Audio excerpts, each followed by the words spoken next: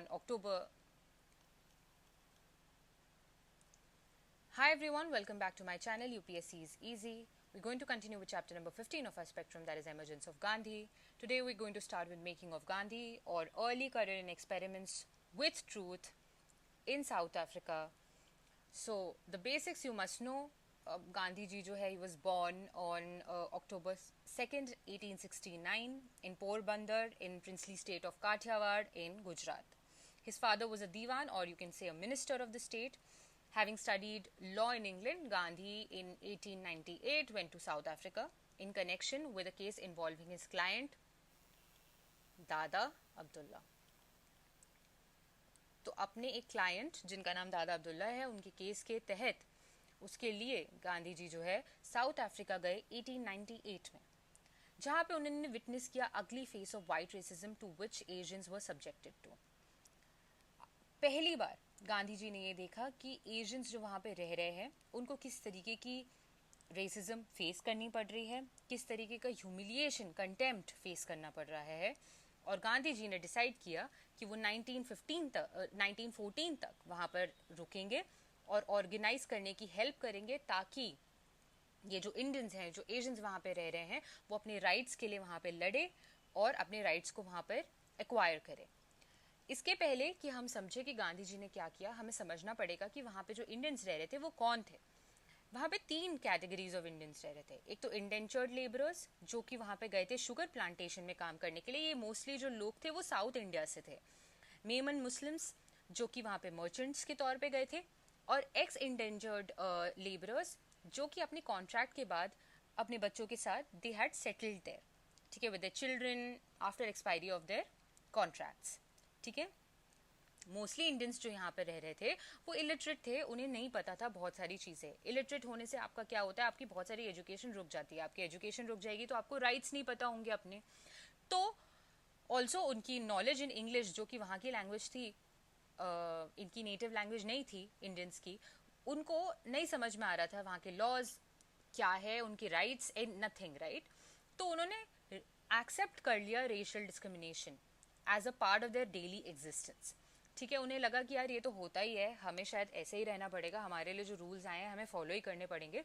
वो अपने राइट्स के बारे में उतना सोच नहीं पा रहे थे और डिस्क्रिमिनेशन सह रहे थे. उनकी लाइफस्टाइल वहाँ पे बहुत ही बुरी थी.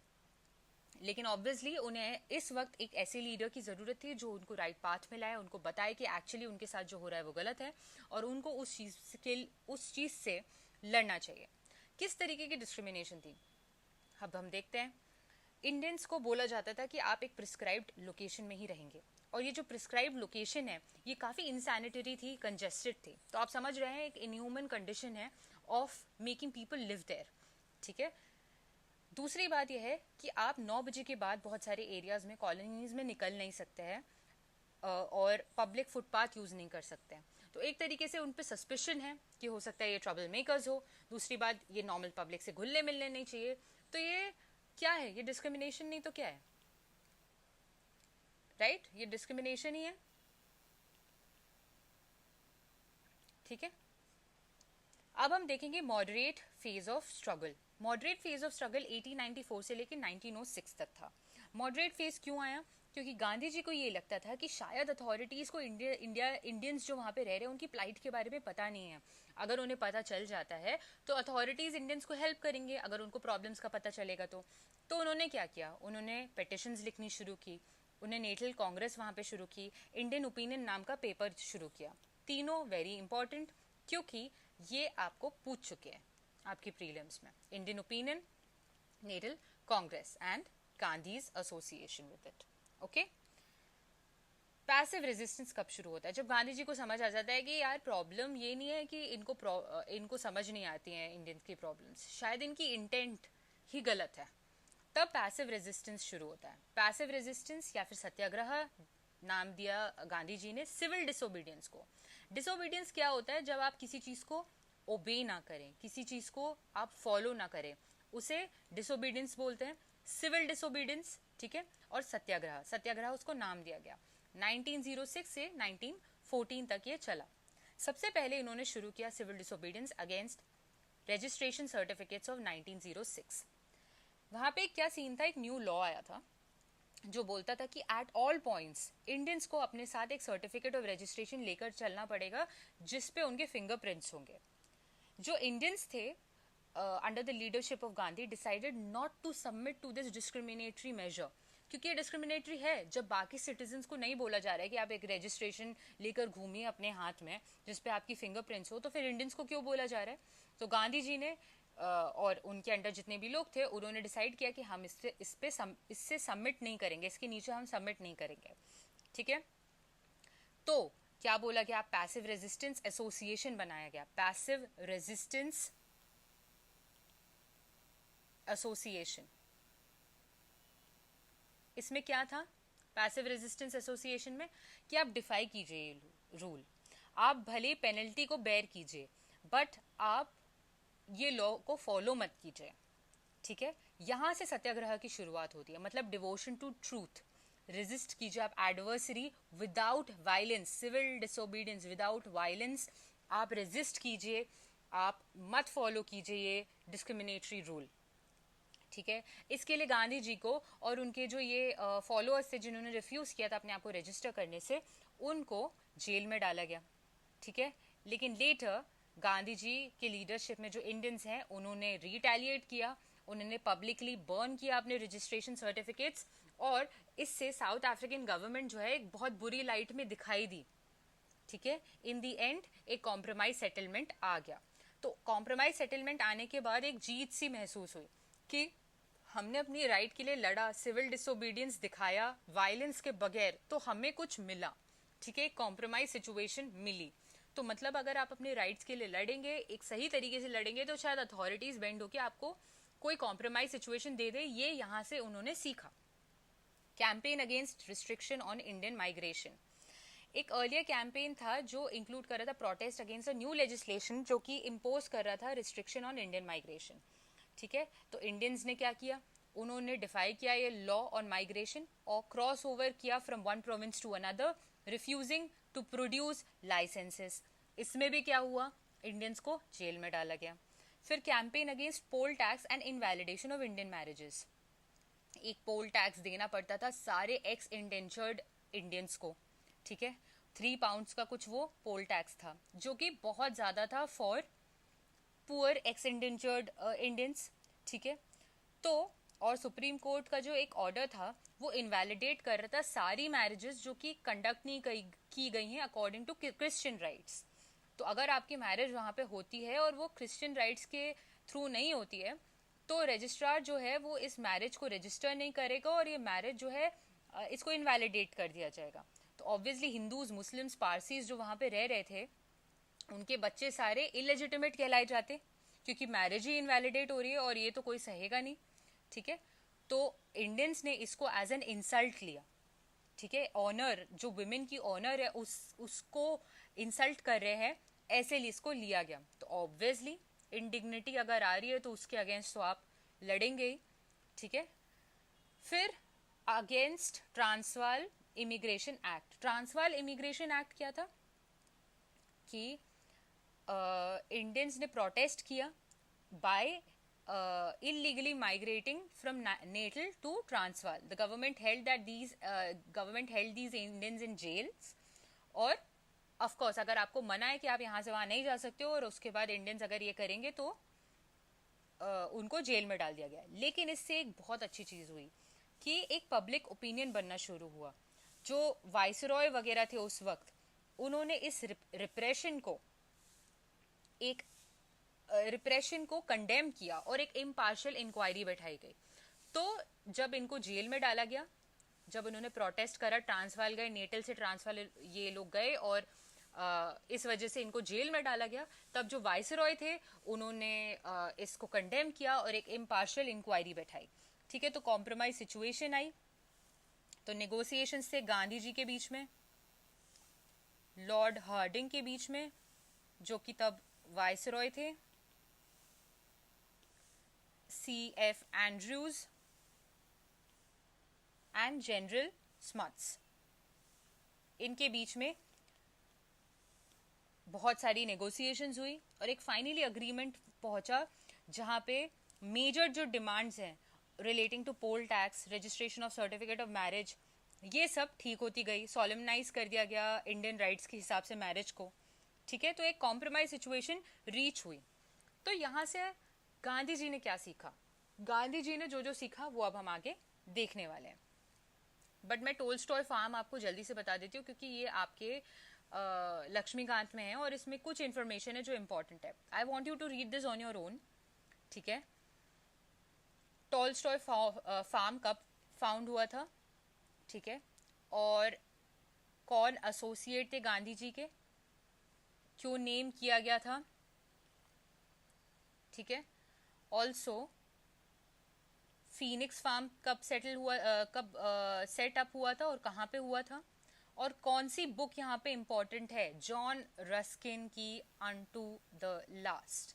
क्यों इंपॉर्टेंट है ये आपके प्रीलिम्स में पूछा गया है, ठीक है।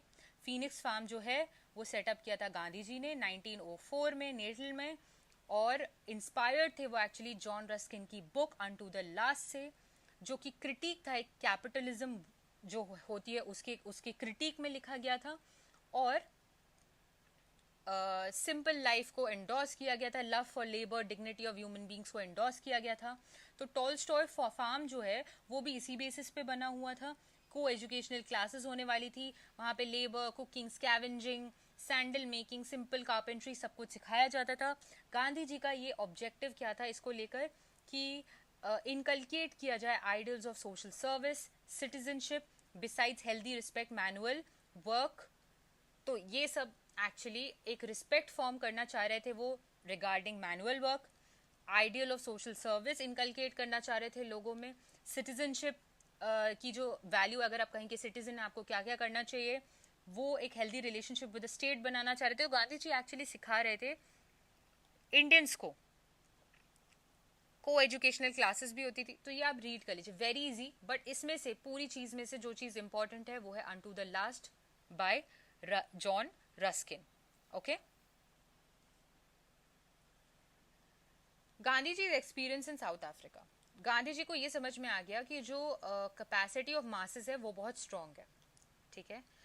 मासेस अगर चाहे तो वो अगर किसी चीज में पार्टिसिपेट करे और उसके लिए सैक्रिफाइस करे तो वो कुछ ना कुछ अचीव कर सकती है, ठीक है। दूसरी बात यह है कि गांधी जी यूनाइट कर पाए इंडियंस को जो कि different different religion, classes, also gender से बिलोंग करते थे, ठीक है। तो एक ही लीडरशिप के अंदर यहाँ पे Indians from different religions, classes, women and main, सबको वो अपने लीडरशिप के अंदर ला पाए, यूनाइट कर पाए।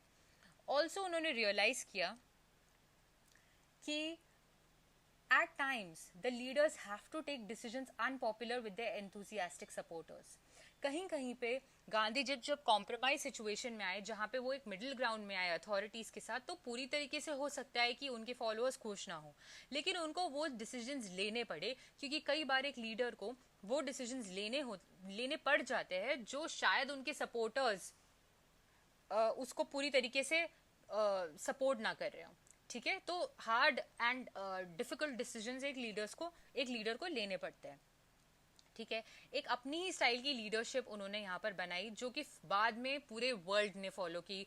आप पढ़ सकते हैं कौन सी फेमस पर्सनालिटीज गांधी से इन्फ्लुएंस थी, ठीक है। तो एक तरीके से नई लीडरशिप, नई स्टाइल ऑफ लीडरशिप, नई style of politics, new technique of struggle, वो सब शुरू हुआ, ठीक है। सो ये था गांधी जी का एक्सपीरियंस इन साउथ अफ्रीका। अब हम एक बार देख लेते हैं गांधी जी का स्टाइल ऑफ सत्याग्रह, ठीक है। स्टाइल क्या था उनका सत्याग्रह का, उनकी एक्सपेक्टेशंस क्या थी सत्याग्रही से, ठीक है। ट्रूथ एंड नॉन वायलेंस, यहीं पे उन्होंने एस्टैब्लिश कर दिया कि ट्रूथ एंड नॉन वायलेंस उनका स्टाइल है, उनका जो मूवमेंट है वो उसी पे बेस्ड होना चाहिए, राइट। तो यहीं से जब वो इंडिया आए तो उन्होंने यही कंटिन्यू किया, ठीक है। दूसरी बात उन्होंने क्या किया, टॉल्स्टॉय की जो फिलॉसफी है उसकी तरफ गए, और ये भी बोला कि evil could be best countered bye non violent resistance. ये जो बेसिक टेनेंट्स हैं एक सत्याग्रही को क्या फॉलो करने चाहिए, अब वो हम पढ़ने वाले हैं। उसे हमेशा ट्रूथफुल रहना चाहिए, नॉन वायलेंट रहना चाहिए, फियरलेस रहना चाहिए, ठीक है। Principles of withdrawal of cooperation and boycott. आप नॉन वायलेंट रहिए, ट्रूथफुल रहिए, लेकिन अगर आपको कोई चीज़ गलत लगती है तो आप उससे विड्रॉ कीजिए, ठीक है। आप उसका समर्थन मत कीजिए, आप उसके साथ कोऑपरेट मत कीजिए, ठीक है। उसके बाद आप बॉयकॉट कीजिए उस चीज़ को अगर आपको लगता है कि वो चीज़ गलत है, ठीक है। Non payment of taxes, declining honours position of authority. अगर आपको पोजीशन ऑफ अथॉरिटी मिल रही है लेकिन एक ऐसी अथॉरिटी दे रही है जिसके साथ आप स्टैंड ही नहीं कर रहे हो, आप उसके एक्शंस के साथ आप उसके एक्शंस के साथ अलाइनमेंट में ही नहीं हो, तो आप वो पोजीशंस मत लीजिए ऑफ अथॉरिटी, ठीक है। एक ट्रू सत्याग्रही ये सब कर तो रहा है लेकिन उसके दिल में किसी के लिए इल फीलिंग नहीं है, जो रॉन्ग डूअर है उसके अगेंस्ट भी इल फीलिंग नहीं है, हेट्रेड जो है वो उसका नेचर का पार्ट नहीं है। तो मतलब आप भले ही गलत के साथ लड़ रहे हैं बट आपके दिल में उसके खिलाफ कुछ भी नहीं है, ठीक है। हेट्रेड जो है वो आप नहीं करते हो, ठीक है। और आपको अगर कोई सफरिंग फेस करनी पड़े तो आप उसको रेडिली फेस करेंगे, क्योंकि ये आपका लव फॉर ट्रूथ है, ये आपका जो सच्चाई के लिए आपका जो प्यार है उसका एक पार्ट है। ये थी आइडियोलॉजी गांधी जी की, ठीक है। ये हमने पढ़ लिया।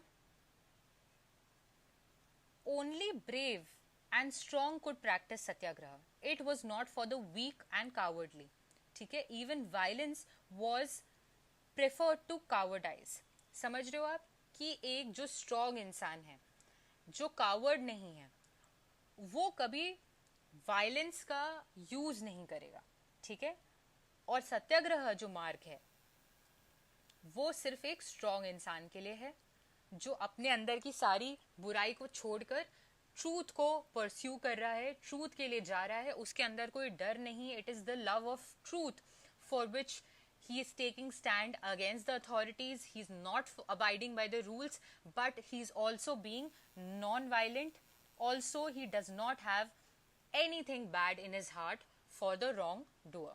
तो ये बहुत ही आइडियलिस्टिक थॉट प्रोसेस है, आज के ज़माने में शायद ही लोग इसको फॉलो कर पाते होंगे, राइट।